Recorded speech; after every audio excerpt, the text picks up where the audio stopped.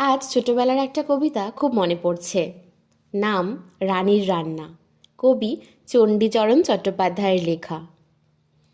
ছি ছি ছি, রানী রাঁধতে শেখেনি।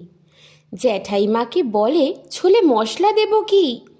শুক্তনিতে ঝাল দিয়েছে, অম্বলিতে ঘি। ছি ছি ছি ছি, রানী রাঁধতে শেখেনি। পরমান্ন রেঁধে বলে ফ্যান ফেলবো কি। ভোজবাড়িতে খোঁজ পড়েছে, এখন উপায় কি। ছি ছি ছি ছি ছি, রানী রাঁধতে শেখেনি। হ্যাঁ, কবিতাটি খুব হাসির। তবে শেখেনি বললে ভুল হবে, প্রয়োজন হয়নি তাই কখনো করে ওঠাও হয়নি। এখন দরকার পড়েছে তাই যেমনই হোক করতে হচ্ছে।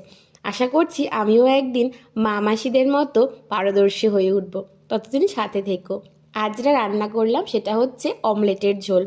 আমার ভীষণ ভালো লাগে। আজ টাটা, আসি।